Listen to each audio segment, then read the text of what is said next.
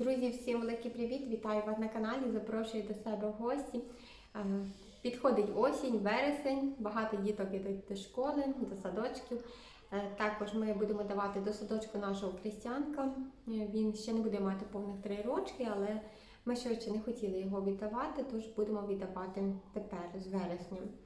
Ось. І вчора ми з чоловіком були, щоб Крістянка туди зарезервувати, запитатись, чи можуть його взяти, тому що є така проблема, адже дітей потрібно резервувати на сайті, це дається буквально тиждень чи 2 в березні. Ось переважно в садочках, деякі садочки є ще в травні, це приватні переважно, і також дається тиждень-два, щоб ти міг туди дитину зарезервувати і вказати, в якому садочку вона буде навчатись, в якому б хотіли ви, щоб ваша дитина навчалась. Тобто, якщо я приходжу до одного садочка, в цьому садочку дають мені бланки, так, або на сайті у мене є бланки, і в цьому бланку мені потрібно вказати, наприклад, 2 чи 3 садочки. Тобто, якщо в цьому садочку, в який я хочу, не буде місця, не знаю по яких критеріях і в загальному, як це все відбирається, то тоді дитину можуть дати відповідно ще в 2 садочки, які ви вкажете. Тобто невідомо, це вже буде відомо, коли дитина ось поступить в цей садочок, коли виберуть. Не знаю, як це все вибирається, ще раз говорю. Тож потрібно вказувати 3 садочки. А ми не вказували в березні, а не вказували по тій причині, що немає я водійських прав. Я ще ходжу, ще вчусь на водійські права, щоб їх отримати. Ще навчаюся в автошколі. І з вересня все-таки ми вирішили його влаштувати, запитатись по садочках, чи можуть його взяти.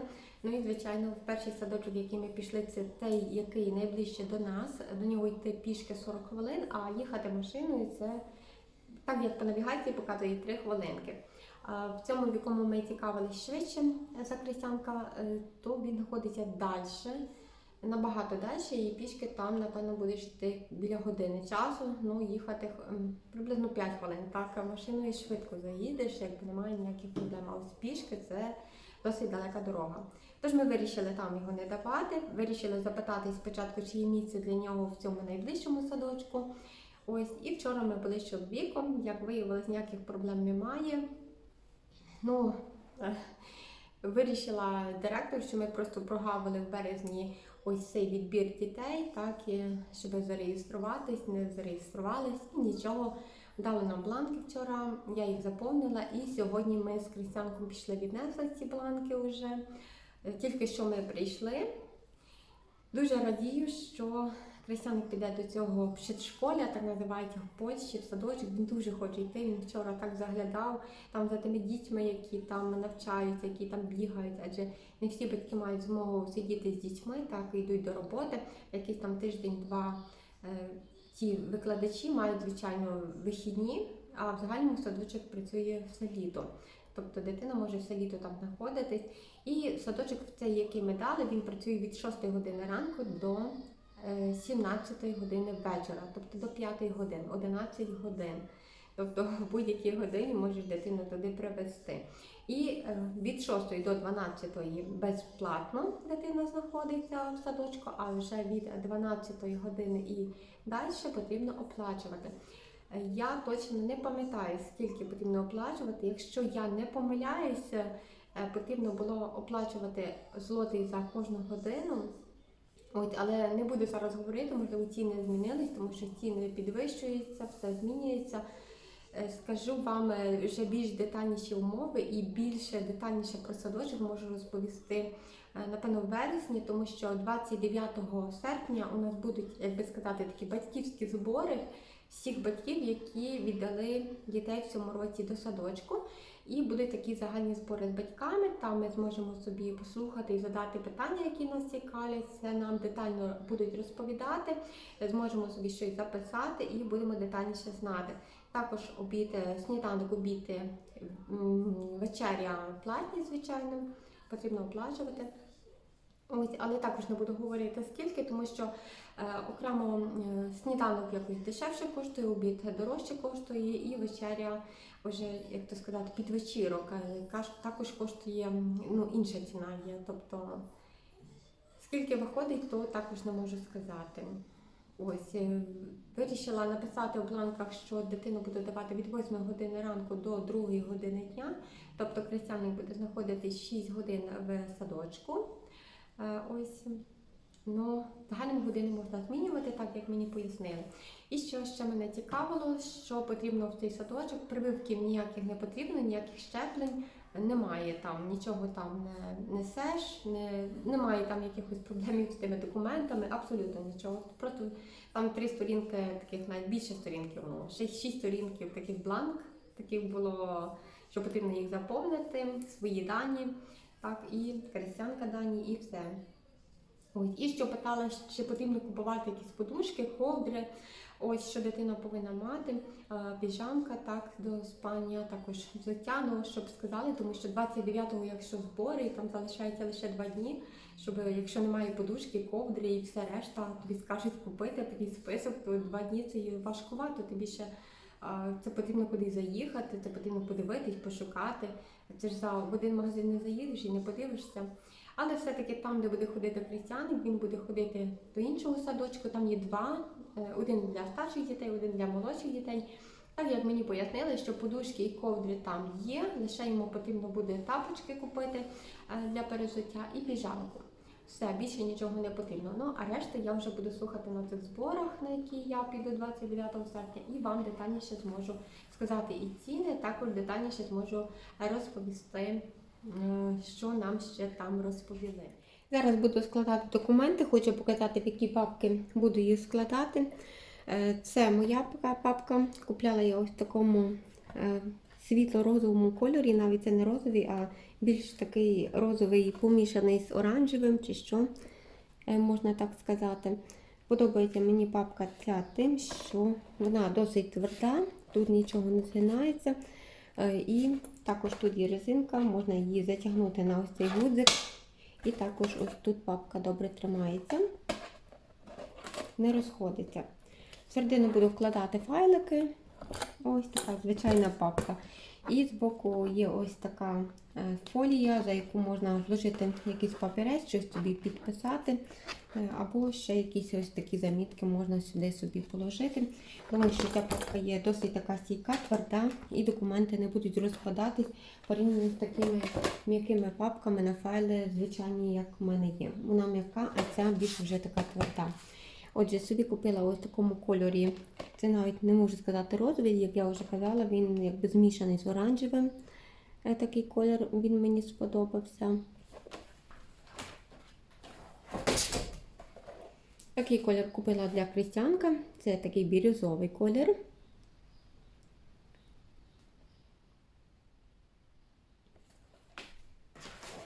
І для чоловіка взяла ось такий. Колір мені, він здається, що такий сіренький. Сіренький і ще віддає таким голубеньким. Тобто не синя і не сіра ця папка, а така якби також змішана кольорів. Була також гарна. Ось, кожен буде мати окремого кольору, окрему папку. І також взяла ще одну ось таку папку. Тут вона є ось такими файликами. Тут просто, якщо ми куди будемо їхати, буде потрібно нам якісь документи. Ось, то можна буде її також собі взяти. Тут є також зручний гудзик, можна собі тут защепити, і вона також добре тримається. І тут буде також видно, що ми маємо.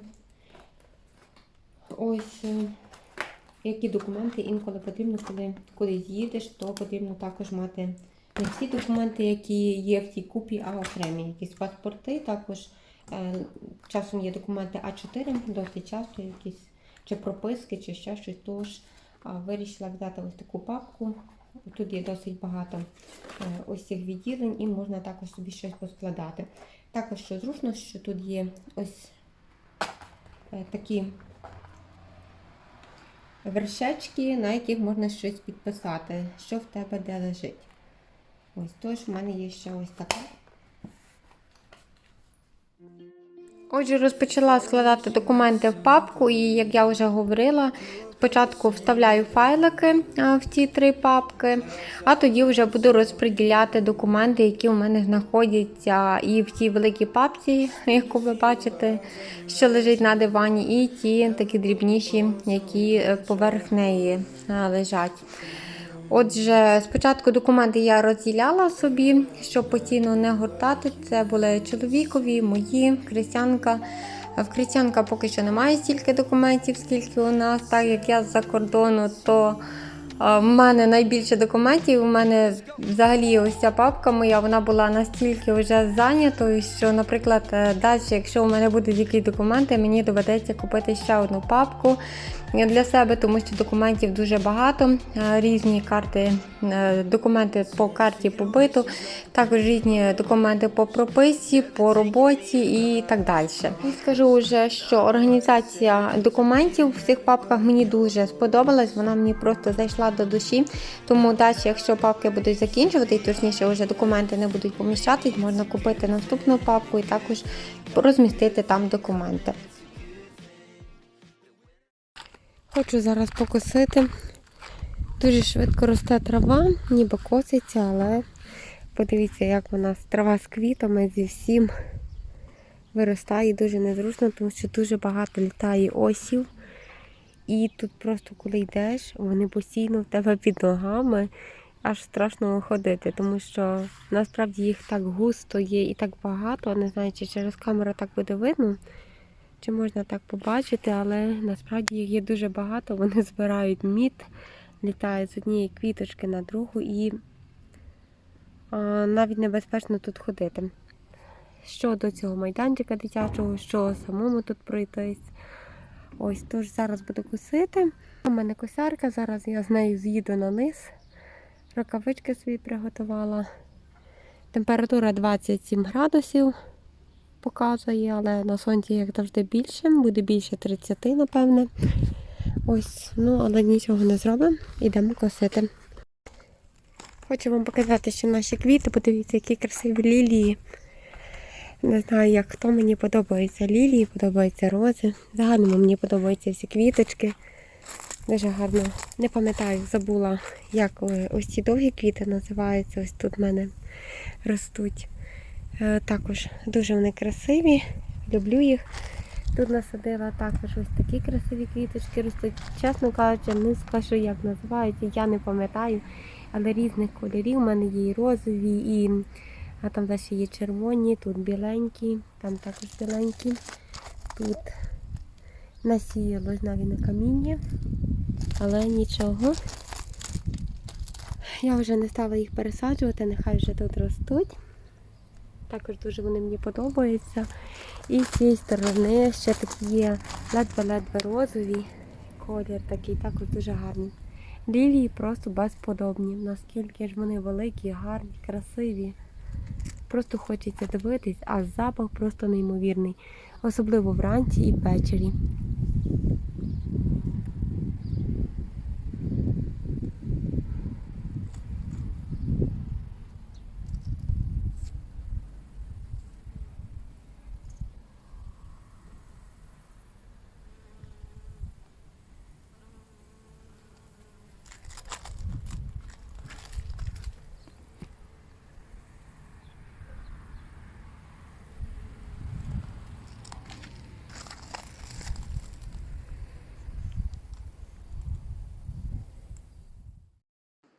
Розпочинаю квасити огірки. Уже їх заквашувала, також зараз буду заквашувати наступну порцію. Перед тим вони у мене лежали 2 години в холодній воді. Також обрізаю кінчики з однієї і з другої сторони. І ось так викладаю листя смородини, листя вишеньки, далі кріп, парасольки, хрін і чесничок. Чеснику також стараюсь давати досить багато, щоб огірки пахли цим чесничком. І ось так викладаю в миску це все. Заливаю огірочки, щоб вони солились, накриваю кришкою, ставлю ще щось таке важке, щоб добре ця кришка притиснула ті огірочки, ну не настільки аж важке, щоб вони просто всі були в тому розсолі і добре солились. І також прикриваю марлею, щоб нічого туди не впало, тому що інколи мушки можуть якісь літати, ну в загальному, щоб все було прикрито. І далі по 3-4 днях це вже потрібно скуштувати, якщо огірочки добрі. Ось там я переливаю в каструльку, через ситочку переціджую ось цей розсіл. Далі виймаю огірочки окремо і ось ті листочки, також кріп, часник, хрін, все, що було в тій мисочці, я прополоскую в теплій воді, так само як і огірки. Тобто все прополоскую і знову закладаю уже в слоїки, точніше перший раз закладаю в слоїки і так вони у мене вже будуть зберігатись. Коли розсіл закипить, тоді я ще збираю піну, тому що утворюється досить велика піна. Збираю цю піну і чистеньким цим розсолом заливаю уже в слоїки ці огірочки.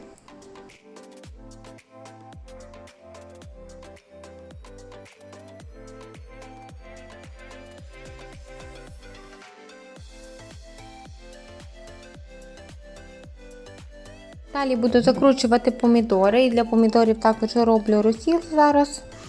Ось все додаю на 2 літри води.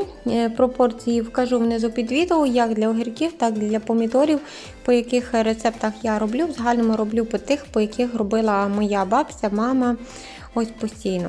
Отже, в слоїки чисті, вони у мене не пропарені. Викладаю петрушку, викладаю перець пахучий горошком, чорний перець з зернами, також можна такий кольоровий перець положити, чесничок, можна також положити ще кріп, кропу я не додавала.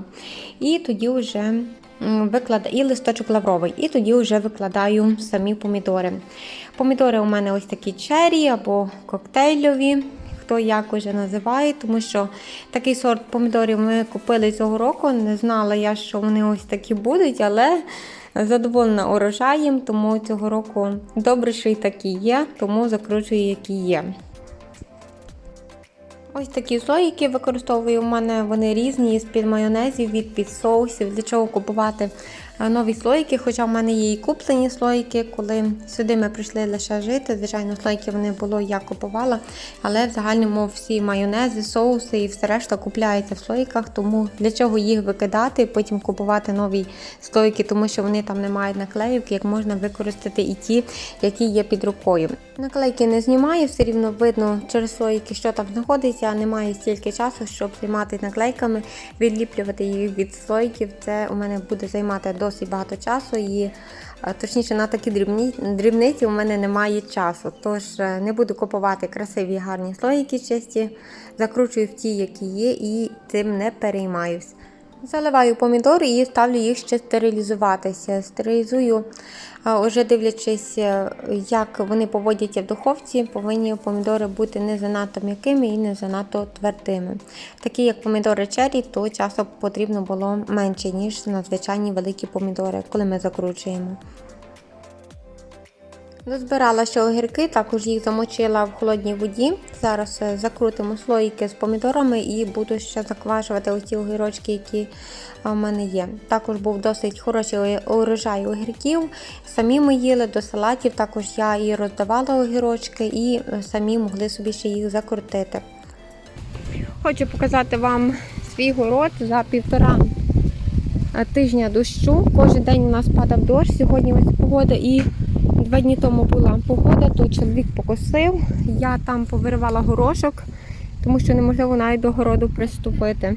Огірочки наші починають вже чорніти, сохнути.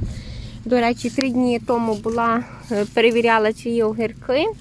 Як були такі маленькі, так і залишились. Таке враження, що вони взагалі не ростуть, можливо, із-за того, що постійно падають дощі, немає погоди. Дуже багато є ще зав'язаних огірків, дійсно, якщо там подивитись, хоч листя сохне, але огірочків є досить багато.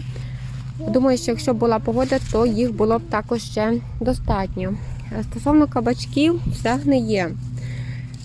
Майже взагалі не ростуть кабачки. Ось тут ще такий здоровий кабачок. Тут, як бачите, почав гнити. Ну, всі починають. Тут гниє, там уже почав також гнити. Ось всі кабачки, 4 кущики, все гниє. Далі хочу показати вам наші помідори. Минулого року купувала я помідори в нашому садовому магазині, і помідори в нас були звичайні. Ось як звичайні кущі помідорів. Цього року також купила в цьому садовому центрі. Як виявилось, помідори цього року ось такі коктейльові у них були. Думала я, що вони будуть звичайними. Але добре, я вже згодилась з цим. Ті кущі помідорів досить високі. Вони, напевно, ростуть на 3 метри догори, тому що дійсно ось ці гілки, вони вже мали по 2 метри, коли підростали. І я навіть не була приготовлена до цього, що потрібно буде їх підв'язувати так високо. У мене навіть не було таких високих тичок, щоб можна було якось підв'язати ці помідори. Одним словом, ось так, як ви бачите, так вони в мене знаходяться. Вони ще більше похилились, тому що за 1,5 тижня дощів вони ось так опадають. Помідорів є дуже багато. Дуже густо є. Якщо б була погода, вони прекрасно також достигали. Хоча, як я вже говорю, що 1,5 тижня у нас лиють дощі, і вони навіть в дощ достигають. Нічого не чорніє. Вони далі цвітуть, далі ось з'являються помідори. І порівняно минулого року, як у мене були звичайні кущі помідорів, то і вони дуже швидко почорніли, і помідори почали гнити. Ось то цього року я взагалі ніякою хімією не користувалась, нічим не оприскувала. Ось так, як вони є, як я їх посадила, так вони виросли і так вони є до цього часу. Бачите, листочки здорові, нічого не чорніє, помідорів є купа. Вони прекрасно достигають, навіть коли є дощ, вони також дуже добре достигають в дощ. Не знаю, від чого це залежить, і не знаю, який це сорт помідорів. Ось такі маленькі, але я дуже задоволена тим, що є помідори, що вони в мене не чорніють. Ось я визбирала, а пізніше вам вже покажу, скільки я назбирала. Ось, і тут, коли в мене був один день погоди, там вирвала горошок, тому що вже потрібно було поприбирати це все. Ще в мене стоїть біб, який потрібно повиривати, також викинути. Цибуля гниє. Ось, це гниє. Так, кабачки гниють, цибуля гниє. Огірочки не ростуть, хоча там також є дуже багато зав'язаних і дуже маленькі. Багато є. Помідори супер ростуть, навіть в такі погоди. Я просто дивована, що помідори прекрасно в мене родять. Ось так в мене це все виглядає. І з цієї сторони у мене тут росте квасок, або щавель, хто як уже називає. І тут потрібно також поприбирати, це все повиривати і повикидати в контейнери. Що ж, прийшла я викопати ту цибулю, тому що вже говорила, що вона гниє, тому буду зараз це все викопувати і вже в кінці вам покажу, яка в нас вродилася цибуля цього року. Викопала цибулю і хочу вам показати, скільки в мене гнилої. Майже половина цибулі залишила і взагалі в землі, тому що все гниле було. Тут купа цибулі, яка зігнила, яку я змогла вийняти. Вона вже ні до чого не годиться, тож залишаю її тут на городі. Ось і ось такий смішний в мене врожай цієї цибульки. Зараз я її перенесу в інше місце, щоб вона підсихала. Хоча мені здається, що із цієї цибулі, яку я вийняла, ось цю навіть вже можна викинути. Ще, напевно, половина зігниє, тому що вона настільки мокра, особливо ось тут ця гичка. Ось, це взагалі ось навіть деяка цибуля взагалі гнила, ще потрібно буде перебирати. Це ця, яку мені вдалося вийняти з цієї землі. Це біла цибулька. Далі в мене тут червона цибулька, теж її небагато.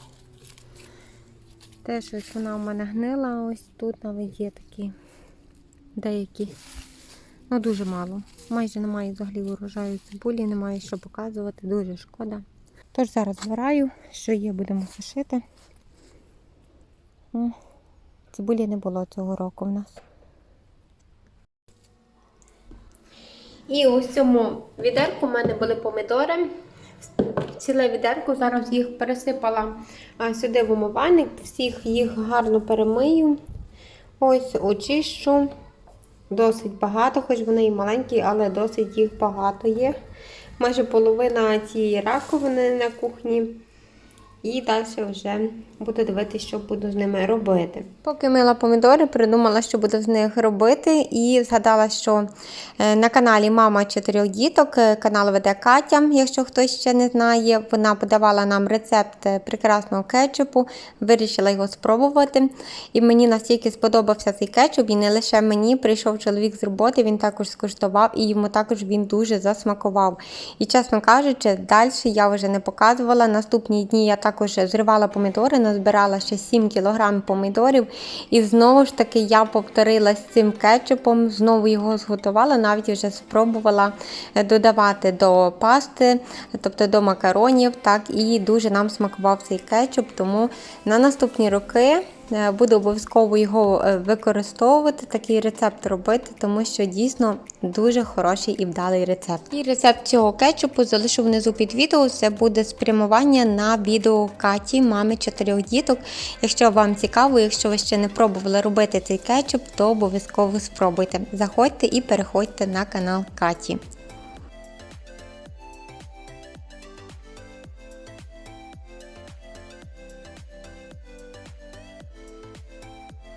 І ось стільки слоїків у мене вийшло з 5 кг помідорів. Буду їх зараз стерилізувати, поставила вже в духовку.